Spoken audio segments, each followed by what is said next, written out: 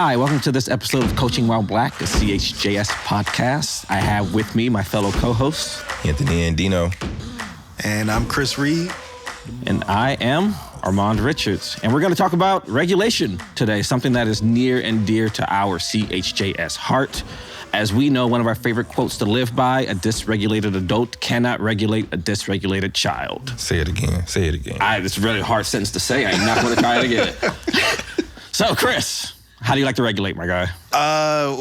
Okay, so regulation is all about like when you need it, right? Like, so for me, I'm the least in control when flying. I hate flying. But you like travel everywhere. And that's half my all job. the time. So I have my job as a fly. It is very nerve-wracking. And so I regulate by listening to the same song from the moment my feet touch the floor of the plane until the moment we level out in the air. It's Mural by Lupe Fiasco. Okay. It's like 8 minutes and 38 seconds. And he raps for 95% of that time. And so that, to me, is the most regulated thing I can do in a moment of, like, I have zero control over what's about to happen. Like, I don't even look out the window. I just kind of zone in. Immersed, yeah. So funny story is I went on vacation. Y'all know I very rarely go on vacation. And I turn the song on, step on the plane. We're about to take off. Plane doesn't take off. We sat on the tarmac for 6 hours. And I had that song on repeat for 6 hours. And reason being is because I'm on a flight. I'm with people. I'm with my girlfriend and her family. So I can't lose it. Right. I need to stay baseline. I need to stay as calm as possible. Just kept looping it. You know, and it did the trick. Like 6 hours later, we took off. Everybody else is upset. I'm cool. You know? Yeah. I'm straight. So for me, regulation, I always tell coaches, like, this is the most important thing you can do before you start your day is to regulate. Because it's easy for us to bleed what we have going on into children that we work with. It's easy for kids to pick up on our bad days, our bad habits, our not wanting to engage, or our disconnectedness. And so I used to be very bullish with coaches, like, whatever you got going on, leave it in the parking lot. And that wasn't enough. Right. And so actually giving coaches examples and tools of regulating, like, it could be a walk and talk, it could be music, it could be pattern, repetitive, rhythmic activity, but it needs to be something that gets you to baseline so you're ready to receive others' information, others' emotions, others' energy. So I'm very bullish on regulation. What about y'all? So in the beginning of me becoming a young coach and then being a program leader, I used to always have access to a basketball court, which I'm very, grateful for. So the thing that I used to love the most is shooting free throws. So whenever something, got me to a point, was okay, I was like, okay, you know what? I need to take a step back from everything because I'm not the best version of myself. I would just go put some free throws up because, again, it's pattern, repetitive, it's rhythmic, and you're just repeating the same process over and over again.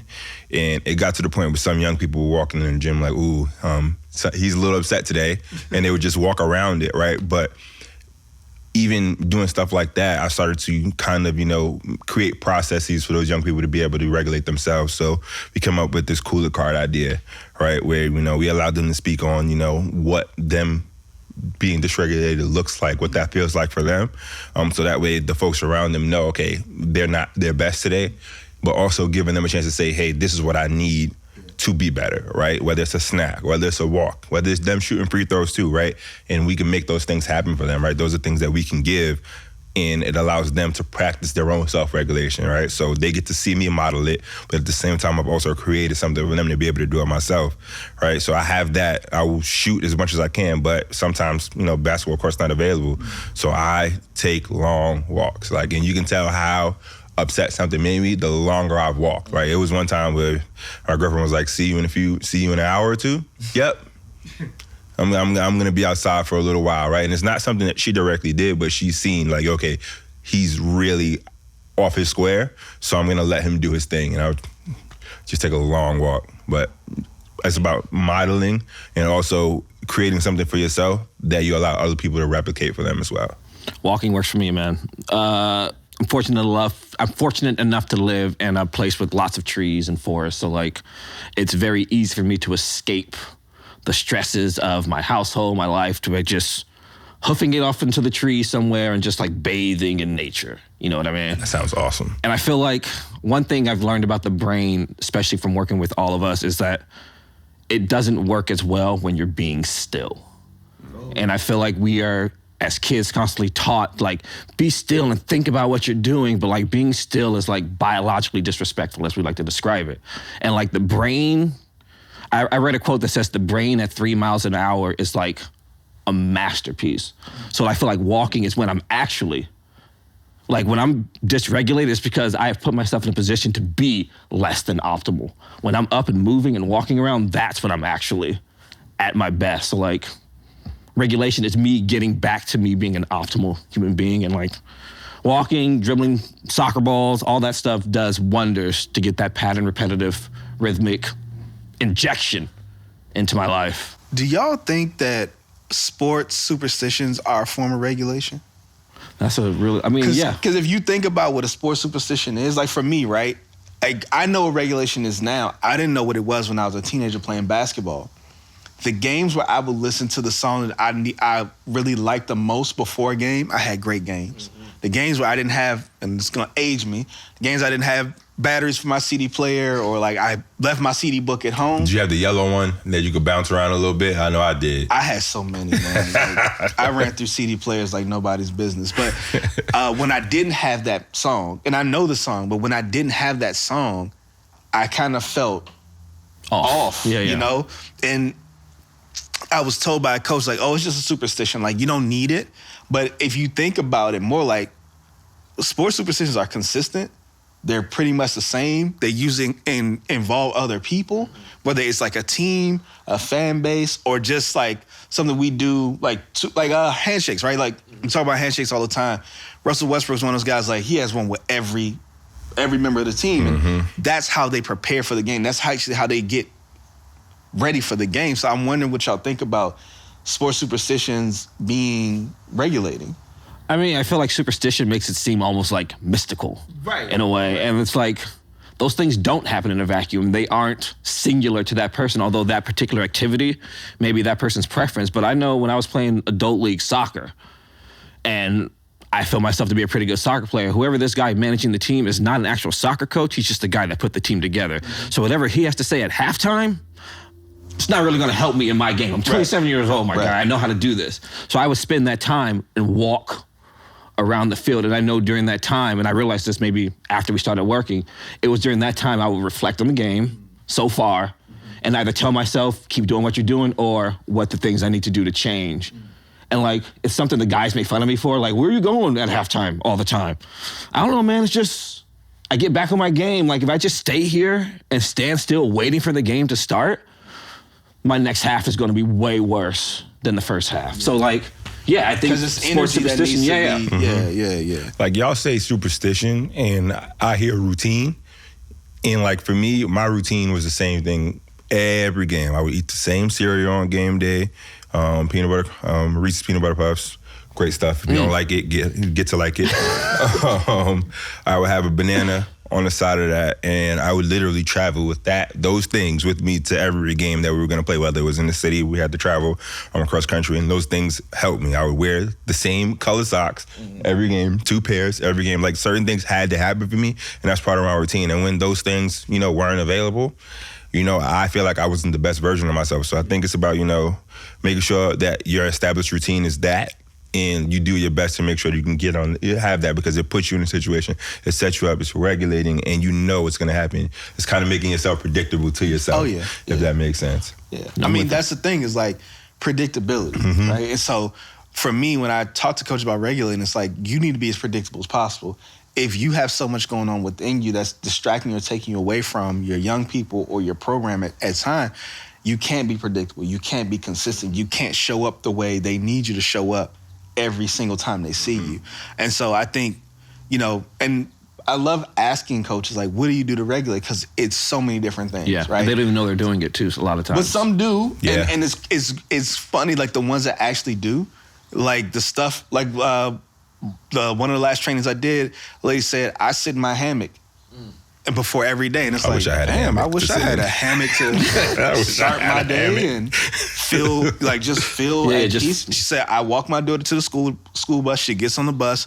I sit in my hammock. I have my morning coffee, and then I start my day. And it's like, that's actually ideal, right? And I think the people that are doing it, they know how to apply it, when to apply it. And then there are people who do it and don't know they're doing it. But I think majority of coaches don't even know it's something that is a support for them. But also it's a practice. Like if you practice it, you can also help your young people to practice it as well. So you brought up Cool It cards, which is like my favorite thing, right? Oh, thank you. And so I think Cool It cards are across for this conversation because not only are young people giving you what's going to regulate them, they're also setting their first boundary. Yep. Right? Like they're setting their first ever boundary. And we talk all the time about like we found boundaries later in life. Yeah. And so you have two young people you're growing up. How do you envision helping them to set boundaries or learn what boundaries mean? Let me just say that it has been my number one goal. Awesome. Okay. From Jump Street, because I think, again, given the work that we do, I understood that I'm not speaking to my kid necessarily. It's their brain I need to respond to. And so in that sense, like when they're crying, there's only so many things their brain is, asking me for. And then as we sort of build up and they get older, I start implementing, breathing strategies and counting strategies and take some space and just go for a walk and play with something in your room. And I feel like when it starts to work is not when they're regulating themselves necessarily, because I feel like everybody does that to some extent. It's like ingrained in us to regulate ourselves. It's when they advise me to regulate myself when they see that I'm not on my spot. And like, honestly, in that moment, nothing puts gasoline on the fire more than my kid being like, Dad, you need to breathe. Oh, you're right. You were so right. And like, this is what I want you to be able to do for yourself and like recognize in yourself and others and be able to pass that on. So like, yes, regulation is very hot topic in my house, but like, it is a constant thing because like dysregulation happens in an instant. Yeah. And like you being aware of it sometimes is not even enough because you have reacted in a way that is less than optimal. I could only imagine one of your children coming out and say, hey, Dad, you want to go for a walk and talk? Man. that would be one of the funniest things I ever seen. So like it's really interesting. Like, so yeah, staying aware I think is clutch, but like being able to not handle the issue in the moment with my kid or with your player or with the parent. Like you are not in the best space. They are not in the best space to solve whatever issue is cropped up. You both need to take time. And I think one thing that we need to say, regulation takes time. Yes. Like it does not happen instantly for anybody, the experts to the novice. Like how long does it take for a brain to get regulated, my guy? Like we know the numbers, like 20 minutes, right? Uninterrupted. Yeah. 18 uninterrupted minutes. Yep. Like you need that time to get back to like that baseline. And so for me, when it's parenting, like taking that time, a lot of times I feel like it comes off as, so one, it might look like I'm running away from the problem, which I'm not. And two, it looks like I may not have an answer or some sort of suggestion or strategy to offer to solve this problem. But that's not true. I'm not in my best state to communicate effectively or to be considerate of what you're actually, maybe this isn't the issue that I think it is, you know what I mean? So regulation and taking that time helps me to be a better everything.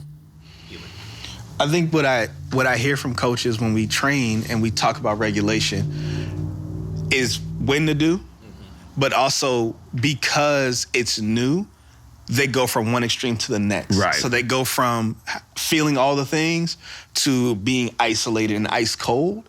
And really, we want you to find that balance in the middle. And part of it is being able to communicate to your other staff members, to parents, and potentially to your athletes. I'm a human too.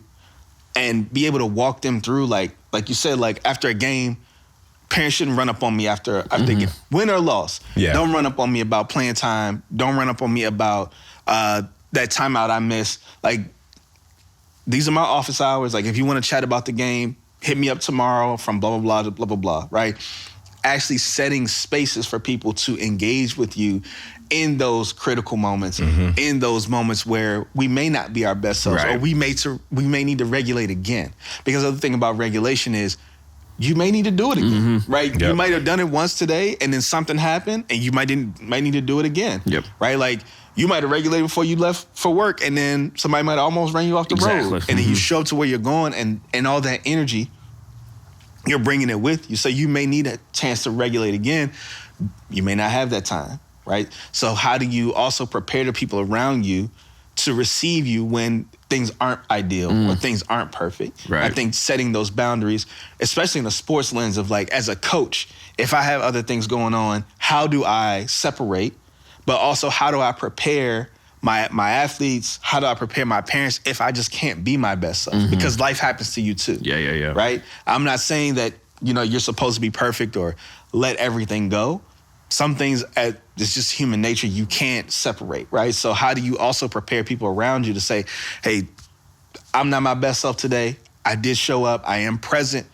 I'm going to need some help. Like you said with your girls, like telling you to breathe, like being able to have that conversation with especially your athletes, because it's modeling. Right. Yeah. Right? It's modeling. Yeah. Because our kids are, especially in a sports sense, they're trying their best to be perfect every time. They're trying their best to be their best every single day. And some days you just don't got it.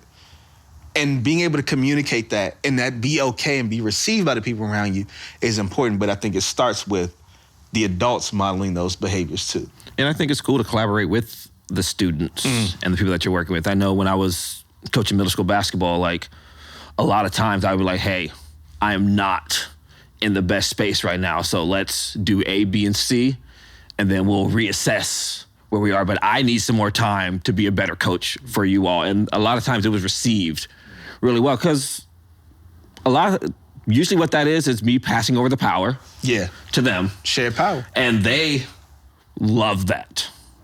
I think that a lot of adults really struggle with sharing power because they feel like, okay, if I give you this opportunity to have some of my authority or my, power, I'm losing some of it. And it's like, I don't think power is like something that's that transactional, right? I can empower you to be great and still be the authority in the space at times, right? And I think, some people really need to understand there's a big difference in how you can apply that type of frame of thinking.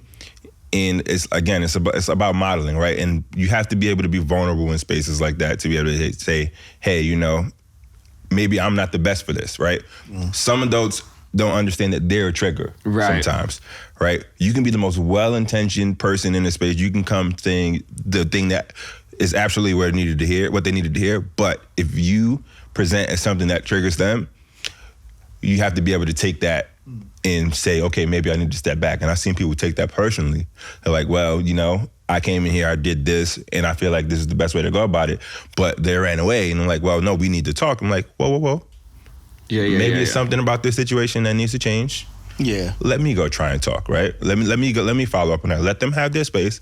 Let me step into the space, right? Because you have to also realize that maybe I'm a part of what's dysregulated, right? And a lot of people don't see that. It's not, you shouldn't take that personal, right? Even if you're very well-intentioned, you come into a space and you want to do good, and that young person may not perceive you as what you want to be perceived as, you have to be willing to take a step back. So what about a time where you weren't regulated? How did you handle that, both in the moment and afterwards? I say that like the first 6 months I was at the academy, I definitely was like dysregulated because I'm basically like building a train as it's running. And so I was very transparent with parents about like, I'm gonna look like I'm having the worst day ever, or I might actually be having the worst day ever. If you need to talk to me, I'll give you my number. It's actually better for you to text me, so I actually have control over how and when I respond. If it's something urgent, call me and leave a message. But if you just need to talk about something or you have questions, text me. Text me. I will get back to you within 24 hours, but I can't always hit you up right now or be present because I didn't have staff really. I had 3 staff members. Yeah. We're growing and also trying to help kids as is. We were on different floors. So I couldn't be as present as I was when the facility was built. So that first 6 months, it was really just me being transparent because I could have internalized everything and probably would have pushed a lot of parents away. A lot of our foundational kids probably would have been gone earlier on. But I felt that I needed to because I felt I was in over my head. And I didn't know if I could. I didn't have anybody really to ask for help. So I think being honest with the parents up front, I was able to gain their trust. And then when I needed help in years after that, like I had their help because they knew I might not be in my best space, but I'm still here. Yeah. I'm still showing up. I'm still consistent for your kids. So I think that was the major one for me. I always go back to days when I play because I feel like after sports, me being an athlete or, working towards that were over, I feel like that was regulating in itself. But there were times in games where, I just couldn't perceive anybody who's in the sport or in charge of making sure the integrity of the game was upheld wouldn't be fair. And there were times where those things happened and I could not, handle myself in the way that I thought was appropriate, right? Case in point, I had a game in Brooklyn playing against Brooklyn College. The ref was heavily biased towards, not Brooklyn, St. Francis. They were heavily biased towards St. Francis alum. And we knew going into the game that was the case. But in my head, I'm like, this guy coming into the space, his job is to call the game fairly for both sides. And he clearly was not doing that. And it got to a point where literally I came down the court and I got laid out, like leveled. Went up for a basket, took my head off, right? Didn't make the call. And I'm like, okay, this informs how I play. That's what all my coaches said. That's what every coach I've ever had said, hey, do not argue with the refs. Assume that they're gonna call it from their lens and assume that these things will go for both ways. So same play happens on the other end, literally like 30 seconds later. My big guy hits the other team, same way. They go up for a whistle. I'm like, hey, I understand, like, can you tell me what was different about that one and what was different about this one? So that way I know how I can be better on the court. He teased me up. Oh. He teased me up. Like, I don't know, you think you can talk to the refs like that? And I'm like, okay, you teed me up. So now I'm gonna get another one for a real reason. Yeah, so I got teed up again and he throws me out. And in that moment, I'm worried about, me standing up for myself, me protecting myself. And then I get my 20 minutes to the side because I can't be on the court, I'm in the locker room. And now I'm sitting in the locker room, I'm like, damn, now you can't play. And now your teammates don't need, like, you're a leader, and now your teammates don't have their leader. And now you have to watch, and you have no control of what's going on because you let somebody take you off your square over something that you could have just let go, right? In that moment, every time, therefore, after that, when I was in a moment, and I won't say that was the last tech I ever got, and I was a young kid doing a bunch of crazy things, and I was like, hey, is this important enough for you not to be here for your folks? Right, so it kind of forced me to set like a template in my head, like, hey, you can't be the guy that you think you should be in this moment. You have to think about your response now, because anything you say to this person on the other side, who again should be maintaining the integrity of the game, may trigger them to a point where you can't play anymore today. And then if you keep getting suspended, you can't play anymore at all. God, that's the worst. I mean, regulation happens to all humans. So. Exactly. So you have to think about not only how you receive that person's information, but how they will then react, and are you triggering a response in them? I think one thing also coaches should probably think about or explore is group regulation. Like, if there's a way for your team to regulate, especially in the moment, it goes a long way. When I talk about group regulation, I always think about, do y'all remember a few years back, it was a college softball game, and it got rained out. Like, they were sitting under the bleachers they were sitting on the bench for like hours, and they were doing all their chants and cheers. They had a dance off. Like, they did all these things, but they did things that they would do during the game anyway. And I've talked to softball players who are like, striking out is a lot easier when you're playing in that environment.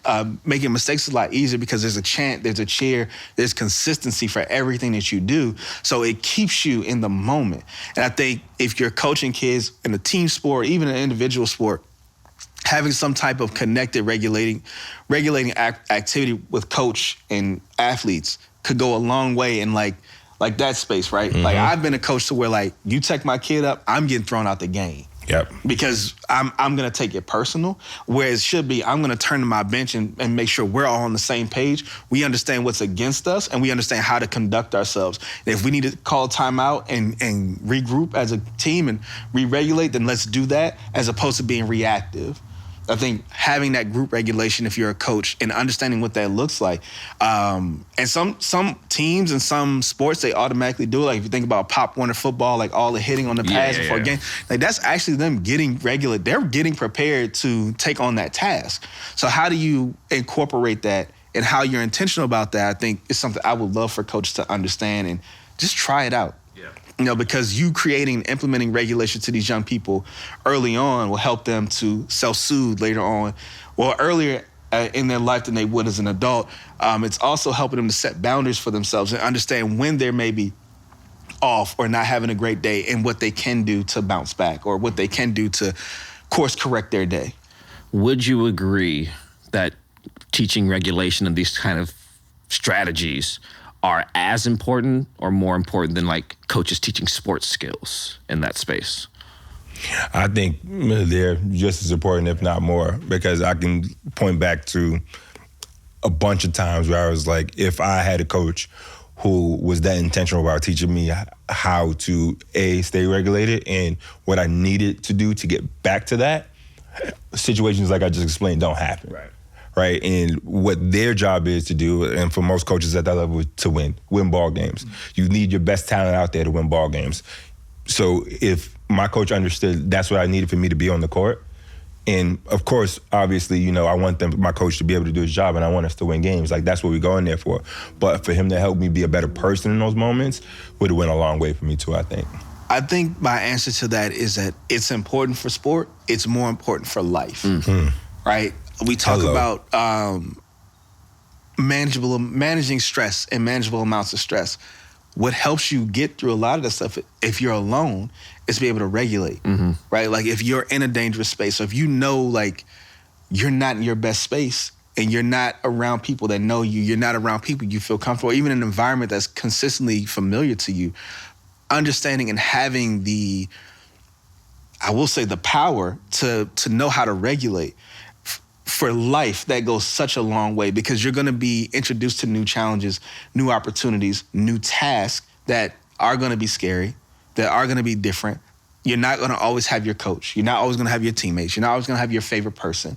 And instead of getting into that fight, flight, freeze, or flock space, we would love for you to be able to regulate yourself, right? And have something that you can go to say, I got me, right? So I think for sports, it's great because being regulated before a game, being regulated when things go wrong, when you all start losing, or when the game changes, that also, like, they call it mental toughness, but a part of it is being regulated. It's being able to keep yourself on base level. But in life, and we're talking about, like, as a Black coach, I've worked with Black children. I've worked with young Black men who I know are gonna go through things that I went through that I wasn't necessarily prepared for, and thank God that I'm still here. So if I can help you be prepared for it ahead of time, if I can help you understand how to regulate yourself, how to de-escalate yourself from going and making a mistake that it can have a lifetime of ramifications, I think that's far more important long term.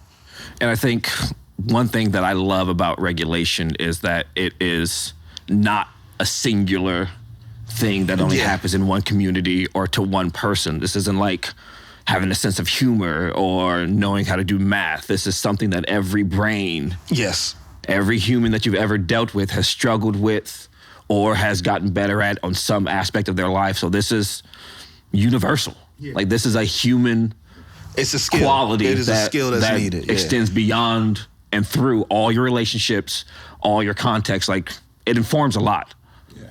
Let's take a deep breath. Count to 4. And this has been another episode of Coaching While Black with your hosts, Armond, Anthony, and Chris. Thank you for joining us. Please like, subscribe, and share. Comment on YouTube. And come see us whenever you get a chance. Thanks, everybody. My bad. Okay.